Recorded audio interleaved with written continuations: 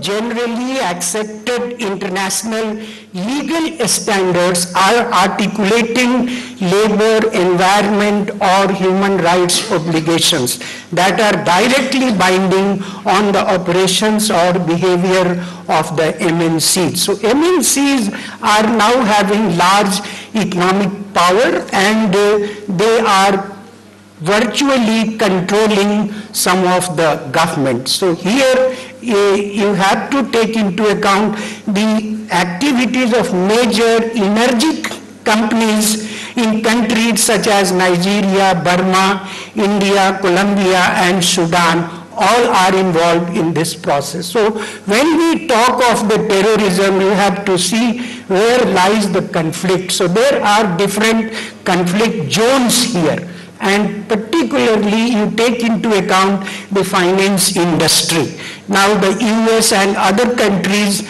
they have in their anti-terrorism movement banned or freeze the assets of the suspected Al-Qaeda supporters or other terrorist organizations. So companies from all countries now pay bribes, those from emerging giants, Russia, China, and most of all. So where the governments are amenable, that you try to understand that they pressurize the government, and in the absence of clear-cut rules, and even if rules are there, the domestic governments do not follow that because of the economic influence of the MNCs. And this is actually leading to some terrorist activities as well. So you have to take into account that this risk-prone zones, they are there, and governments of the countries, they are not able to control, rather they are under the influence of the MNCs. Further, you will take into account that MNCs are paying to the terrorists for their own security. This is one aspect that has come very predominantly, that terrorist organizations actually getting money, illegal payments, and they are in the influence of the MNCs also. Again, what should be done to control this particular situation? So the business or MNCs, their role in conflict prevention through activities that incorporate social and environmental policies or guidelines on human rights. Now, Transparency International Integrity calls for businesses to control extortion, bribery, corruption, and to adopt policies of full transparency regarding funding arrangements in government contracts. Now, World Bank has also entered into this area, and they have actually, you can say, conceptualized certain things to be included in the agreement whenever there is foreign assistance or direct investment is being done. So naturally, you can take into account that corporations will not voluntarily accept corporate social responsibilities. There may be attitude, and we have to consider here that moral pressure is not working, and there should be, they are actually afraid when there is some threat from either their brand name or if there is certain stigmatization of their brand. Thank you very much. Thank you, Dr. Savan. Sorry for my interruption. Interruption in between was a no option, because just now I got a message. I appreciate that. They added one more speaker. I appreciate that. Thank you. So we have to press the next speaker, Dr. Kamaldeep Singh. Again with their best. Sure. Take the arrow key. And this one. And this one. Good afternoon, everybody. My topic is the role of Indian judiciary in promoting sustainable development in India. Sustainable development as a concept evolved as back as 1948, though it got the main stability after the Stockholm Conference in 1972. without going into the details of what is the concept of sustainability, I would move on to the legislative framework in India and how we have adopted the principle of sustainable development in India. The legislative initiatives taken are basically they are enshrined in the Indian Constitution. Article 21 provides for right to life, and right to clean environment has been taken as a part of right to life by the proactive role of the Indian judiciary. They have also fixed up the state responsibility under Article 48A of the Constitution, and also it has been made a part of fundamental duty of every citizen under Article 51A of the Indian Constitution. And it is said that it is a duty of every citizen to protect the environment, including forests, lakes, rivers, wildlife, etc. There has been a plethora of legislations to protect environment, but it's the sad state of affairs that these legislations, they could not do much in promoting sustainable development in our country. And there was a complete overhauling of the company's legislations so as to incorporate the concept of the corporate social responsibility also. Now the judiciary had to intervene to regulate the functions of MNCs in India because of the disasters that were continuously taking place, like the Bhopal gas tragedy, Human Rights fiasco at Dabhol, and the Indigenous Peoples' Rights Act, Vedanta in Sengur. The judiciary, de suo motu, intervened and promoted the concept of sustainable development, and they also took up class actions by the way of public interest litigations. And they gave historic decisions by which they promoted environmental jurisprudence in the country. The principles which were established by the judiciary were like polluter pays. The polluter were held completely responsible to even go back to what destruction they had done, and they put in liability and responsibility of the government also to maintain the ecological balance and to prevent environmental degradation. There are certain landmark cases like the Shriram food fertilizer case, in which they created an absolute liability for the polluter to pay compensation to the victims. And they also said that it is a right to a constitutional remedy against the violation of fundamental rights. The case of Taj Mahal in the Taj Trapezium, the industries were forced to move out. That was only with the intervention of the Apex Court.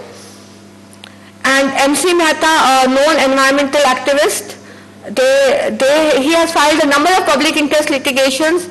Even tanneries in areas like Kanpur were forced to shut down till they align themselves with the environmental laws laid down. And a noted case of Span Motors, the family members of the environment minister, they were told to pay the damages because they had changed the course of the river and encroached upon the public land. And in this case, the first time the principle of exemplary damages was imposed in our country. Similarly, there was a conservation of ocean and coastal areas. The mining activities, they were shut down because of affecting the perennial springs, etc. Now, why did we need this judicial activism? Because there was lack of effective implementation. Now we need all the three arms of the government, the legislative, the executive and the judiciary, and all the stakeholders, the public itself, to look into the enforcement of the laws and the regulations. The Supreme Court has adopted the international principles, the precautionary principle, the polluter pays principle, the public doctrine principle, and the main thrust of the judiciary has been, they have expanded the scope of Article 21, that is right to life, included environment in it, and Article 32. They have said that the affected person who is interested in the protection of the society could straight away move to the court if he or she is not exactly affected by it. And public interest litigation, they have relaxed the concept of locus standi. They have not questioned that what is your interest into it. But if it is for the environment, for the betterment of the society, you could move a class action. There are still many challenges left the judiciary, though it has aligned its judgments in consonance with the international principles, but it is you can say it is forced by the judiciary that we expanded the scope of Article 32, it has given the PII decisions, but a lot needs to be done, and they are doing it also by establishment of, you can say, environmental codes. What we need to do is we need to involve a national policy on it, that this is what needs to be done, and all the stakeholders need to get together and get into it. Thank you so much. Thank you for allowing me to present my own paper. The topic, which is basically on sustainable marketing. I earlier submitted the paper which was titled Evolution of Marketing, Sustainable Marketing. But the comments from the reviewers suggested that I should go for the emergence part of it, so that I had to include the practice part of it as I was directed. So I included it. I have changed the topic from evolution to emergence of sustainable marketing, because the time limit is very, very short, and I had almost double these slides already. And so I am going to not present the paper the way it should have been, but I am going to roll on the slides, but working on my own small papers, where I am going to use my own typology. But you can see the paper yourself. Marketing basically caters to the needs and wants of the customers. And these needs and wants of the customers are given by the customers themselves. It's not that marketers create the needs of the customers. Now these needs are pre-conditioned for the purpose of operation of the marketing, and it is taking place automatically. Actually, we are in a position to say today that marketing is almost demand management. Needs are converted into wants. The marketers provide the product, and then ultimately the demand for the product is chosen by the customers. It means the needs and the demand part goes to the customers. And the marketers are trying to provide different products, alternatives to satisfy the basic demands or the needs of the customers. Now, the important part is that we should be how the marketing works.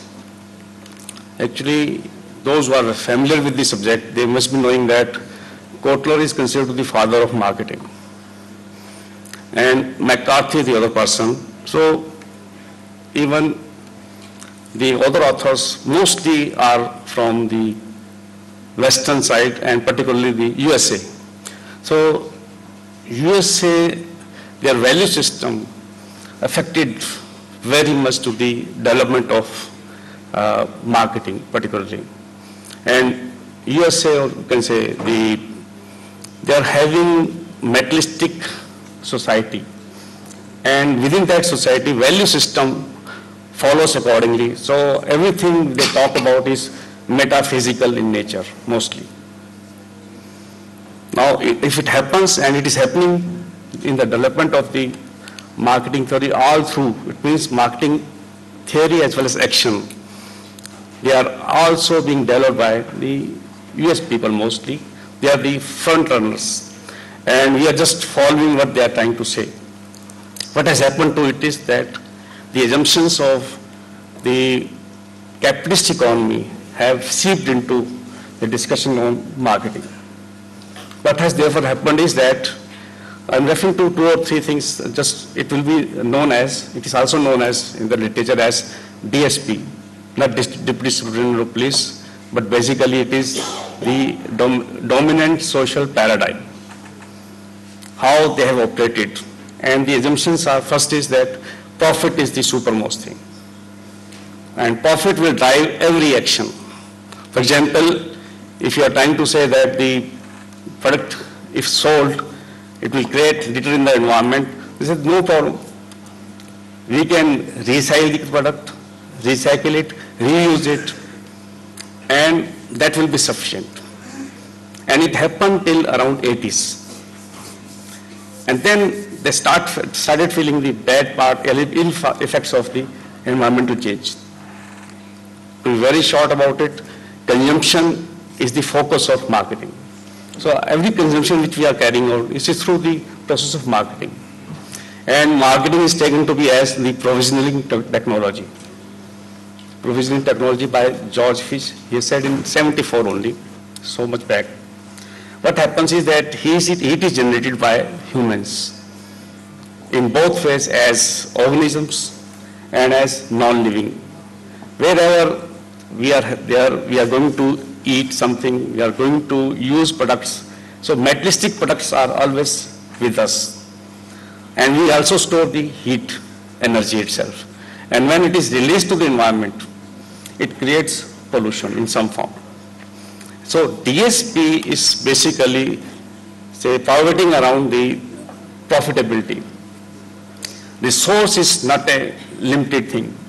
Well, DSP, or the dominant social paradigm, this is not the point. And why it is called DSP, or dominant social paradigm? Because most of the dominants in the US particularly, they have propagated that resource is not the problem, profitability should be driving force, or even individual preferences should be given priority over the society at large.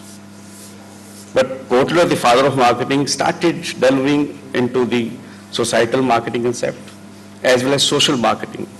But there the things went wrong because societal marketing concept was never adopted by marketing, but only referred to in the textbooks, initially in introduction parts only. Social marketing was developed as a separate subject, extending marketing into different areas. So you widened the scope, therefore social ideas were being discussed there, not commercial and social both together. So it happened and it resulted into problems for the environment more and more. And today, if we try to see it, we'll find that the marketing as such has gone to, I've used the term there, debilitating affliction, basically incapacitating the planet itself in the process. So 3 P's, or bottom line which we call it as bottom line theory, their planet is at the top, then the society, means the people, and third, the profits, which are economic in nature. But if you see the different surroundings through which they have tried to develop the concept itself, you'll find that they are trying to stress upon profit as the uttermost, most important part of it. And then you can talk about the planet or the people. So profitability still is the driving force. It means the center activity of the sustainability is not the point. But if you try to look at the responsibility part of it, towards the nature, the people, as well as the economy, you'll find the central point is the environmental marketing and management. We call it as sustainable marketing. And if you try to delve yourself into only one side, environmentalism or humanism or even utilitarian function, which is economic in nature, you'll find that you are not able to sustain yourself because you are not able to fulfill the requirements of all the 3 P's together. And if you try to see this one, you'll find that the sustainability is only the coinciding point. Otherwise, people and planet, they try to see bearability part of it. Well, to what extent the planet can bear the people's burden, their consumption part of it. But most important part is that Kotler has developed this model, but I've tried to adopt it in my own way.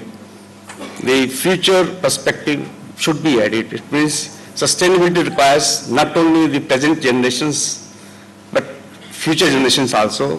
What about them once the present generations are, say, at their dead point and the new generation is without any food or material because they have been used up?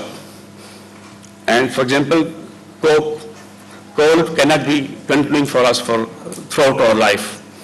Or the new sources, as it is being labeled by the DSP paradigm, that you can create new and new ways of, say, energy and sources, and that way you can always create, and profitability can always be at the top of it.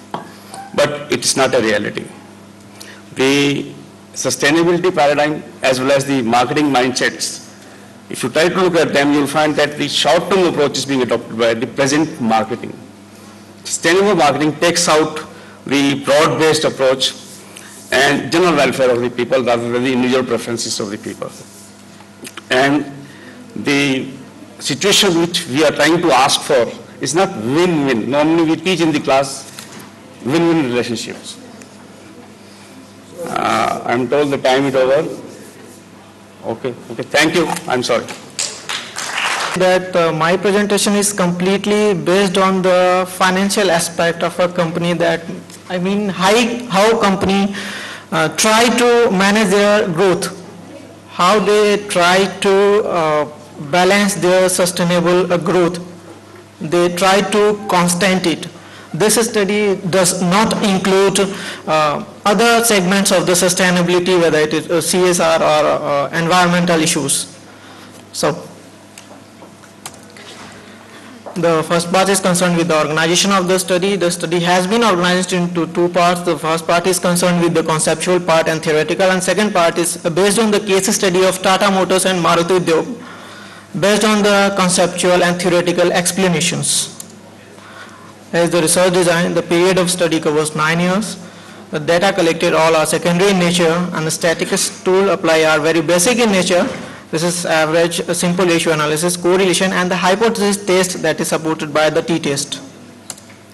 The objective of the study is to find out the components and to discuss upon the effect of the components of the sustainable growth rate, and to study the relationship between SGR, that is sustainable growth rate, and AGR, that is actual sales growth rate.